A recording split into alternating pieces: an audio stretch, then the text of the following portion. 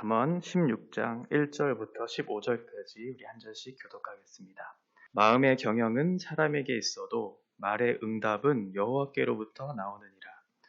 사람의 행위가 자기 보기에는 모두 깨끗하여도 여호와는 심령을 감찰하시느니라. 너의 행사를 여호와께 맡기라. 그리하면 내가 경영하는 것이 이루어지리라. 여호와께서 온갖 것을 그 쓰임에 적당하게 지으셨나니 악인도 악한 날에 적당하게 하셨느니라. 무릇 마음이 교만한 자를 여호와께서 미워하시나니 피차 손을 잡을지라도 벌을 면하지 못하리라. 인자와 진리로 인하여 죄악이 속하게 되고 여호와를 경외함으로 말미암아 악에서 떠나게 되느니라. 사람의 행위가 여호와를 기쁘시게 하면 그 사람의 원수라도 그와 더불어 화목하게 하시느니라. 적은 소득이 공의를 겸하면 많은 소득이 불의를 겸한 것보다 나으니라. 사람이 마음으로 자기의 길을 계획할지라도 그의 걸음을 인도하시는 이는 여호와시니라. 하나님의 말씀이 왕의 입술에 있은즉 재판할 때에 그의 입이 그르치지 아니하리라. 공평한 저울과 접시 저울은 여호와의 것이요 주머니 속의 저울추도 다 그가 지으신 것이니라. 악을 행하는 것은 왕들이 미워하니 이는 그 보좌가 공의로 말미암아 굳게 섬이니라. 의로운 입술은 왕들이 기뻐하는 것이요 정직하게 말하는 자는 그들의 사랑을 입느니라. 왕의 진노는 죽음의 사자들과 같아도 지혜로운 사람은 그것을 시기하리라. 같이 읽겠습니다.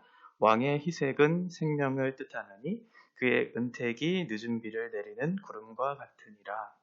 아멘. 오늘 1절부터 15절까지는 두 가지 단락으로 좀 구분할 수 있을 것 같은데요. 1절부터 9절까지는 하나님의 주권에 대한 그런 메시지들을 담고 있고 10절부터 15절까지는 왕의 통치에 대해서 얘기하고 있습니다.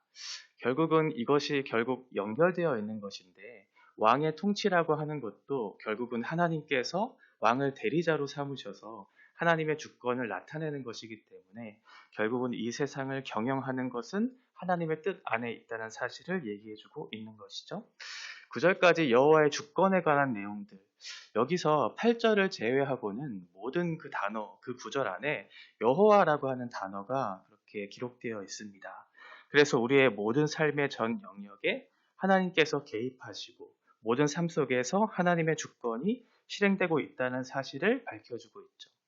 그래서 1절과 9절은 경영이라고 하는 그 말로써 묶음으로써 이 9절까지의 내용, 이 모든 것이 하나님의 주권에 대한 우리의 삶의 모든 영역이 그 안에 있다는 사실을 밝혀주고 있습니다. 경영으로 해석된 이 말은 오이코노미아라고 하는, 오이코스는 집을 얘기하고 있고 노미아라고 하는 것은 어떠한 법 또는 다스림이라고 하는 그런 뜻을 담고 있어요. 그래서 여기서 파생된 단어가 경제라고 하는 이코노미라고 하는 단어이죠. 이 오이코노미아라고 하는 것이 결국은 집을 세우는 것인데 그것은 질서롭게 배열한다라고 하는 의미를 담고 있어요. 우리가 집을 세운다라고 하는 것, 경제를 세운다라고 하는 것은 분명한 어떤 계획들이 있고 거기에서 질서롭게 세워야 하는 것들에 대한 계획들을 바르게 세워서 우리의 집, 또 우리의 삶을 아름답게 경영하는 것이죠. 그래서 여기에 마음의 경영이라고 하는 것은 마음은 결국은 전 존재를 나타낸다고 말씀드렸었는데 그래서 우리의 전 존재, 우리의 인생의 모든 계획들을 우리가 세운다 할지라도 그것에 대한 말의 응답은 여호와께로부터 나온다라고 그렇게 말씀하고 있어요. 우리가 많은 계획들을 세우는 것이 그럼 아무런 의미가 없는 무의미한 것인가 라고 그렇게 생각할 수도 있지만 그런 의미에서의 뜻은 아니고 하나님께서 당신의 뜻, 질서롭고 아주 적절하고 효과적인 그런 삶의 경영들이 어떠한 것인지를 말로 응답했을 때 그것이 옳구나 라고 하는 것을 우리가 받아들이고 그 뜻에 순종하는 것이 결국은 하나님이 목적하신 이 길들, 이 아름다운 세상을 우리가 살아가는 아주 좋은 그런 길잡이가 될 수 있겠죠. 우리가 이 1절의 말씀을 생각하면서 하나님의 섭리에 대한 것들을 좀 살펴봤으면 좋겠어요.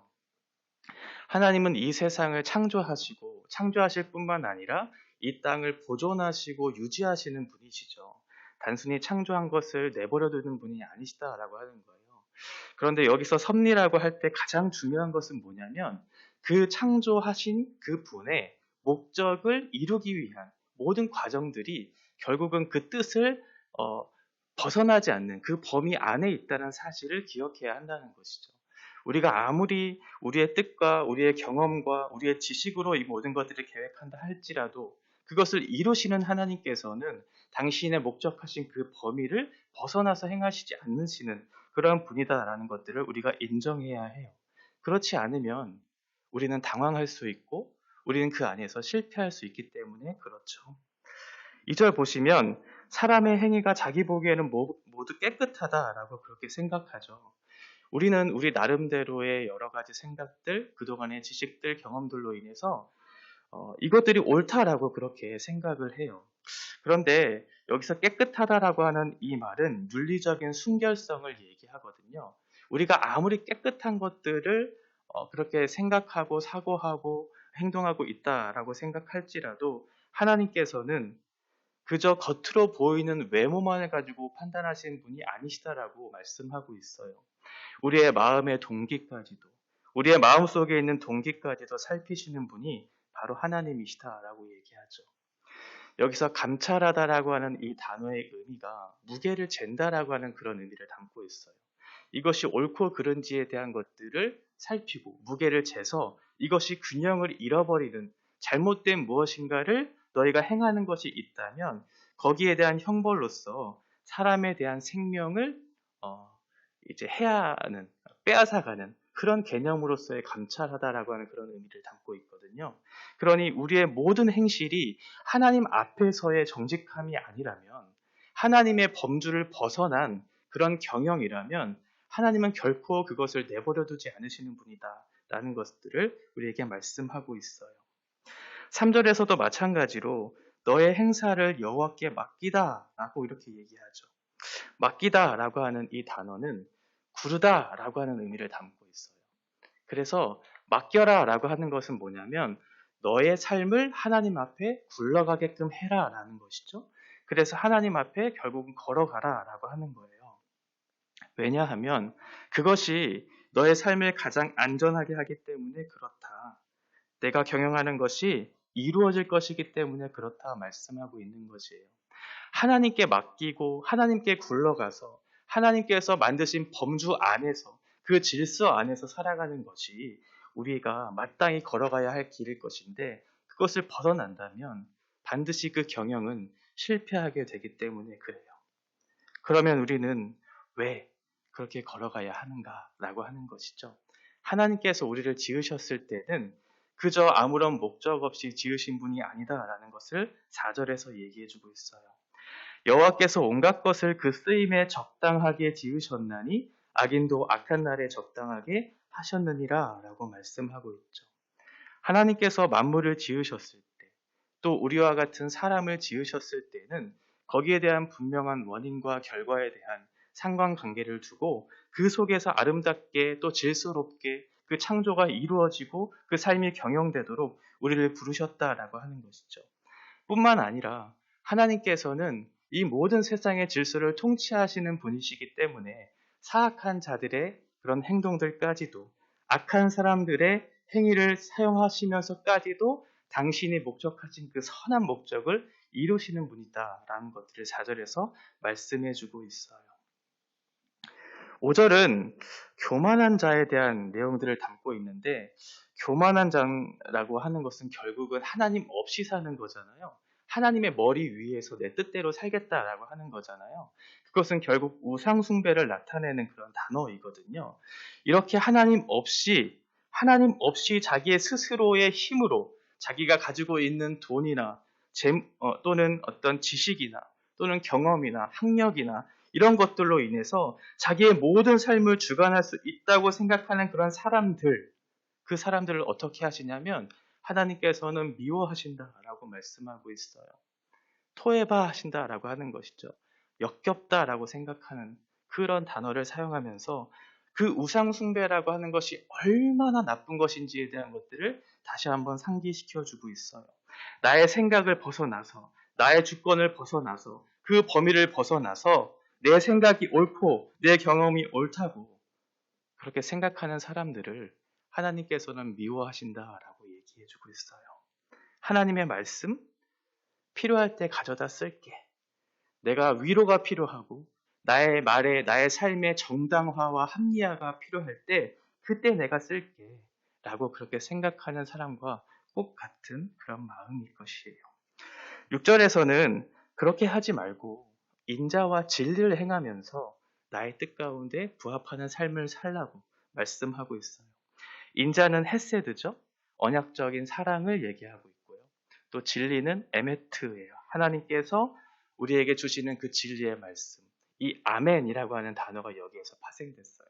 확실한, 안전한 그런 의미를 담고 있는 단어가 진리이겠죠. 하나님께서 우리를 향하신 끈질긴 그 사랑, 너무나 확실한 그 사랑, 그 진리 안에 너희가 있다라고 하는 것에 대한 메시지를 주고 있고 너희는 인자와 진리를 행하라라는 것들로 우리에게 가르쳐주고 있어요. 죄악이라고 하는 것이 단순히 제사야 제도를 통해서 어떤 속죄를 받는 그런 의미가 아니다라고 하는 것이죠. 결국은 우리가 인자를 행하고 진리를 행하는 것, 그것을 통해서 우리가 우리의 하나님의 자녀다운 그런 삶이 회복되어지고 그것을 통해서 이웃을 향한 인자와 진리를 베품으로 인해서 하나님께서 만드신 이 아름다운 세상의 질서 안에서 우리가 어떠한 삶을 살아야 되는지에 대한 것들을 가르쳐주고 있는 것이죠. 여기서 얘기하는 것은 윤리적인 삶의 실천을 얘기하고 있는 거예요. 단순히 하나님은 인자와 진리가 충만하신 분이시다라는 것을 지금 얘기하고자 하는 것이 아니라 백성된 삶으로서 너희들이 인자와 진리를 행함으로써 윤리적인 실천적인 삶을 살아내라라고 얘기하죠. 7절은 사람의 행위가 여호와를 기쁘시게 하면 그 사람의 원수라도 그와 더불어 화목하게 된다라고 얘기하고 있어요. 하나님의 기쁨이 되는 것, 인자와 진리를 행하는 것이겠죠. 그런데 원수와 화목하게 된다라고 하는 것은 그들의 행위에 동참하면서 그들과 관계를 맺으라고 하는 그런 의미는 아니겠죠. 그의 잘못된 불법된 말과 행동에 동참하면서 그와 더불어 관계를 맺고 그와 좋은 유대 관계를 맺는 것이 이 7절에서 얘기하고 있는 그런 의미는 아닐 거예요. 원수를 향한 긍휼의 마음, 헤세드의 마음, 진리를 베푸는 그런 에메트를 베푸는 그러니 예수 그리스도께서 우리를 향하신 그 언약적 사랑을 베풀어 주시는 것과 그 진리를 행하신 것을 따라서 우리도 이웃들을 향해 그것들을 베푸는 그런 태도로서 원수를 대해야 한다. 좋은 관계를 맺어야 한다. 라는 것을 얘기해주고 있는 것이겠죠. 8절은 적은 소득이 공의를 겸하면 많은 소득이 불의를 겸한 것보다 낫다라고 얘기하고 있죠. 의인에게 꼭 물질적인 보상을 그렇게 약속해 주지는 않습니다. 하나님의 백성이라고 해서 물질의 어떤 큰 복을 받는다는 것이 너무나 당연한 것으로 여겨지는 것이 아니다라고 하는 것이죠. 악인들에게도 여전히 많은 재물을 소유하게 하실 수 있는 분이 하나님이세요. 그런데 너희들이 불법을 저지르면서까지 많은 재물을 그렇게 소유하는 것이 정당한가? 그렇지 않다라고 하는 것이죠. 여러분, 우리가 살아가는 이유가 무엇일까요? 저와 여러분이 그리스도인으로서 이 땅에 존재하는 이유가 무엇일까요? 단순히 먹고 살기 위해서 돈을 버는 그런 존재는 아니잖아요. 하나님께서 우리를 부르신 이유는 어그러진 이 세상의 질서를 회복하고 그 회복된 질서 안에서 하나님의 나라의 그 질서 안에서의 하나님 나라의 그 목적하신 것들을 위해서 우리가 그 땅에서 존재하는 것이고 그것을 위해 부르심을 받은 사람들이 바로 우리들이죠. 어떤 세상의 요구와 세상의 질서에 순응하면서 그들의 삶의 방식과 그들의 삶의 그런 생활 습관들을 따라 살아가는 것이 아니라 단순히 돈을 벌기 위해 살아가는 존재가 아니라고 하는 것이에요. 하나님은 지금 9절까지 당신의 주권에 대해서 얘기하고 있거든요. 그 범위를 떠나지 말라. 그 질서를 벗어나서 행하지 말라고 우리에게 말씀하고 있어요. 그러니 돈과 의를 택해야 한다면 우리는 당연히 의를 택하는 사람들이 되어야 한다라고 하는 것이겠죠. 9절은 이제 최종적인 결론을 맺고 있어요. 사람이 마음으로 자기의 길을 계획할지라도 그의 걸음을 인도하시는 이는 여호와시다라고 말씀하고 있죠. 이 계획한다는 말 속에는 그동안의 모든 긴 생각의 과정들을 다 담고 있죠. 우리의 모든 인생의 생각들, 그 모든 과정들을 다 담고 있는 그 계획들을 얘기하고 있을 거예요. 그의 걸음을 확고하게 하실 분은 너의 계획과 너의 뜻이 아니라 열매를 맺게 하시는 분은 여호와 하나님이시다. 그러니 그의 주권 안에 속해 있는 너의 인생 앞에 하나님 앞에 겸손하게 하나님의 뜻을 인정하면서 살아가는 것이 참된 지혜일 것이다 라고 그렇게 결론을 맺고 있어요. 명확하죠. 우리의 삶이 어디에서부터 시작됐고 어디로 가야 할지에 대한 분명한 메시지가 이 하나님의 주권이라고 하는 그 안에 담겨져 있다는 것을 다시 한번 확인할 수 있을 것입니다. 10절부터는 왕에 대해서 얘기하고 있는데 여기서도 11절을 제외하고는 다 왕이라고 하는 단어가 들어가 있어요. 왕은 하나님의 대리자잖아요. 대리자라고 하는 것은 세우신 분의 뜻을 따라서 통치하는 사람일 거예요.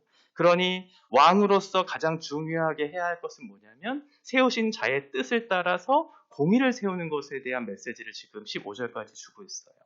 10절에 보시면 하나님의 말씀이 왕의 입술에 있은즉 재판할 때의 그 입이 그르치지 아니하리라. 통치할 때 가장 중요한 것은 바른 재판을 하는 것이겠죠. 이것이 옳고 그른지에 대한 명확한 분별력을 따라서 판단하는 것. 그래서 억울한 사람들이 생기지 않도록 공의롭게 세우는 것. 그것이 바로 왕으로서 가장 중요한 역할일 거예요. 여기서 하나님의 말씀이라고 할 때 말씀으로 번역된 이 단어가 캐셈인데요. 때로는 부정적인 의미를 담고 있기도 해요. 어떤 이교적인 점술이나 잘못된 예언이나. 그런데 이 캐셈이라고 하는 단어가 우림과 둠빔이라고 하는 긍정적인 의미에서의 그런 말로서 사용될 때도 있어요. 왜 하나님의 말씀이 왕의 입술에 있다라고 그렇게 생각했을까요? 왕은 연약한 자니까요. 왕도 때로는 실수할 수 있거든요. 잘못된 판단을 할 수 있기 때문에 아마도 일종의 경고의 메시지로 주셨을 것이다. 너희도 충분히 잘못된 판단을 할 수 있으니 그의 입에 하나님께서 주시는 그 경고의 메시지, 그것들을 마음에 염두에 두고 올바른 판결을 할 때 하나님께서 주시는 판단력을 따라서 올바른 판단을 할 때 왕으로서의 지위를 잘 감당할 수 있을 것이다 라고 얘기하고 있는 것 같아요. 뿐만 아니라 11절에 보시면 저울이라고 하는 단어가 그렇게 나오는데 저울은 모든 경제 생활을 일컫는 그런 총체를 나타내는 단어일 거잖아요. 이 저울이라고 하는 것이 왜 중요하냐면 이 경제라고 하는 것이 우리의 삶에 있어서 매우 밀접한 일이기 때문에 그래요. 그래서 이 저울을 속이는 것은 어떠한 다른 사람의 이익을 대신 잘못 취하는 것이잖아요. 잘못된 것이잖아요. 거기에 대한 경고를 주고 있어요. 저울을 파는 사람이 눈금을 속여서 자기에게 유리하게 그렇게 부당한 이익을 취하는 경우가 너무나 많았기 때문에 이것에 대한 메시지를 주고 있죠. 신명기 25장에서는 주머니 속에 큰 것과 작은 그런 추를 두지 말라고 얘기해요. 이 말은 상황에 따라서 더 이익을 되는 나에게 더 유리한 쪽으로 이렇게 잘못 그렇게 상황을 그렇게 하지 말라라고 말씀하고 있는 것이죠. 사람에 따라서 상황에 따라서 자기 유리한 쪽으로 그렇게 하지 말고 언제나 공평한 정의로운 공정한 대가, 노력에 대한 대가, 그 보상을 받을 수 있도록 그렇게 나라를 세우라라고 말씀하고 있는 것이죠. 12절은 악을 행하는 것은 왕들이 미워하나니 이는 그 보좌가 공의로 말미암아 굳게 선다라고 말씀하고 있어요. 여기서 악을 행하는 주체는 누구냐면 왕이 아니에요. 악을 행하는 주체는 백성들이에요. 백성들이 악을 행하는 것, 이것은 왕들이 토해봐하는 것이다 라고 말씀하고 있죠. 왕들이 역겨워하는 일이다 라고 말씀하고 있어요. 여기에 있어서도 그 뒤에 나오는 것처럼 왕이 해야 할 가장 중요한 임무는 바로 공의를 세우는 거예요. 공의를 세우는 것. 공의가 자신의 자리를 굳건하게 할 것이기 때문에 그래요. 왕은 자신의 상황, 자신의 경험 또는 자신의 고집 이것들을 따라서 공동체를 경영하면 안 돼요. 그렇게 되면 누군가는 부당한 대우를 받을 수 있기 때문에 그렇죠. 자신과 관련된 어떤 특별한 사람에 얽혀있다 해서 그 사람의 잘못된, 공정하지 못한 왕으로서의 일을 판단한다면 그것은 또 다른 피해자를 만드는 일이기 때문에 그렇죠. 권력은 반드시 사익을 위해서 취해야 하는 것은 아니고 사사로운 일에 마음을 빼앗기거나 또는 다른 사람들에 대한 연민이나 동정으로서 그것들을 잘못된 판단을 한다면 왕으로서의 책임을 다하지 못한 것이다 라고 그렇게 말씀하고 있는 거예요. 13절은 의로운 입술, 그러니 왕들은 어떠한 일들을 행해야 할까요? 의로운 것, 정직한 말, 진실한 말이겠죠. 진실한 것은 하나님의 말씀에 부합한 뜻일 거예요. 그것을 따라서 너희들은 행해야 한다. 거짓을 행하지 말고 정직하게 말하는 것, 그들의 사랑을 입을 것이다 라고 얘기하고 있어요. 그러니 왕이 가장 첫 번째로 해야 할 것은 공의를 세우는 것, 바른 재판을 하는 것이고 억울한 사람들이 일어나지 않도록 바른 질서를 세우는 것을 말씀하고 있죠. 뿐만 아니라 14절에 얘기하고 있는 것처럼 왕의 진노는 죽음의 사자들과 같아도 지혜로운 사람을 그것을 쉬게 하리라. 여전히 왕에 대한 연약함을 밝혀주고 있죠. 왕도 사람이기 때문에 얼마든지 진노할 수 있어요. 분노할 수 있어요. 그래서 개인적 감정 또는 경험으로 인해서 공적인 재판의 현장까지 그것을 사용할 수도 있어요. 그런데 그렇게 하면 안 된다라고 얘기하고 있죠. 왜냐하면 그것은 죽음의 사자들, 곧 저승사자들이 것 같은 것이기 때문에 그래요. 이성적이고 합리적인 결정을 하지 않으면, 재판을 잘못하면, 공정하지 않으면 다른 사람의 생명을 빼앗아갈 수 있는 그런 일이 될 수 있기 때문에 그렇다. 너희가 바른 재판을 하기 위해서는 지혜자의 도움이 반드시 필요한 이유가 여기에 있다라고 말씀하고 있죠. 마지막 15절은 왕의 희색, 왕의 밝은 얼굴빛은 생명을 뜻한다라고 얘기하고 있어요. 고대 근동에서는 왕의 얼굴, 이것을 태양과 같은 것들로 비교해요. 그러니 태양이 딱 밝은 빛을 비췄을 때 아마도 그 왕의 은혜가 우리에게 주어질 것이다 라고 생각했기 때문에 이 단어를 사용한 것 같아요. 그러니 왕은 단순히 공의를 행하고 바른 질서, 이것이 옳고 그름에 대한 것들을 판단하는 것도 중요하지만 또 하나 덧붙여서 왕이 행해야 할 것이 무엇이냐면 은혜를 베풀어야 된다라고 하는 거예요. 은혜. 억울한 사람이 있지 않도록, 가난하고 소외된 사람들을 외면하지 않고 은혜를 베푸는, 곧 생명을 살리는 일에 있어서 왕이 이것들을 반드시 잘 감당해야 된다라고 얘기해 주고 있는 것이죠.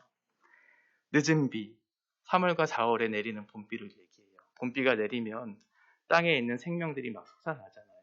그러니까 왕이 행해야 할 것은 은혜를 베풀면서 생명의 싹들이 튀어나올 수 있도록 그들을 그저 외면하는 것이 아니라 그들을 돌보는 일들까지도 왕으로서의 역할들을 잘 감당해야 된다 말씀하고 있어요. 오늘 말씀은 하나님의 주권에 대한 내용들을 담고 있었죠. 모든 것은 하나님의 범위와 하나님의 질서 안에서 우리의 삶이 경영돼야 된다라고 말씀하고 있어요. 불의한 소득, 교만한 자, 이것들은 하나님께서 역겨워하시는 것이다 라고 말씀하고 있어요. 우리가 사람을 속일 수는 있지만 하나님을 속일 수는 없잖아요. 하나님께서는 심령을 감찰하시는 분이시기 때문에 그래요. 우리의 모든 삶이 하나님의 범위 안에 있다는 사실을 인지하는 것, 이것이 우리 신자된 정체성을 갖고 이 길들을 걸어가는 가장 지혜로운 방법일 것이에요. 우리는 그러한 삶을 살아야 될 것입니다. 또 하나는 왕으로서의 공의를 세워야 하고 은혜로서 이 모든 것들을 다스려야 한다라고 말씀하고 있죠. 왕이 결국은 하나님의 대리자로서의 왕이었잖아요. 결국은 지도자를 얘기하고 있기는 하지만 여기서 우리가 적용할 수 있는 것은 무엇이냐면 하나님의 대리자로 세우신 사람들은 바로 저와 여러분과 같은 왕 같은 제사장으로 세우신 하나님의 백성들이거든요. 하나님의 백성들은 이 땅에서의 바른 통치를 이루기 위한 바른 공의를 세우는 역할들을 해야 해요. 말과 행동으로서, 우리의 삶으로서 바른 공의를 세우고 가난하고 소외되고 외면받는 그 사람들을 향한 그 비를 뿌림으로 그들의 생명의 싹을 틔울 수 있도록 하나님의 은혜를 베푸는 사람들, 그러한 사람들이 하나님의 백성의 그런 역할들을 잘 감당하는 사람들일 것입니다. 그것이 저와 여러분의 삶이죠. 우리는 하나님의 주권 안에 있는 사람들이고 하나님의 통치를 받는 대리자로서 하나님을 나타내는 사람들이기 때문에 그래요. 오늘 하루도 하나님의 주권과 그 섭리 안에 우리의 인생이 있다는 사실을 기억하셔야 합니다. 저도 오늘 어떠한 일이 있을지는 몰라요. 제가 계획했지만 그것들이 어그러날 수도 있어요. 그러나 그 모든 것들을 통해서 하나님께서 선한 목적을 이루시기 위한 과정이라면 우리는 겸손하게 그 일들을 넉넉히 감당할 수 있을 것입니다. 여러분의 오늘 하루 삶 속에서도 하나님을 인정하고 하나님 앞에 겸손하게 이 일들을 감당하는 그런 하루가 되어 주시기를 바랍니다. 기도하겠습니다. 하나님 아버지 은혜를 감사합니다. 오늘 하루도 하나님께서 주신 귀한 날 우리의 마음을 다해서 하나님 앞에 살아가게 하시고 공의롭게 또 은혜롭게 생명을 살리는 곳에 우리를 사용하여 주셔서 하나님의 뜻 가운데 우리의 인생이 바르게 경영될 수 있도록 인도하여 주시옵소서. 예수님의 이름으로 기도합니다. 아멘.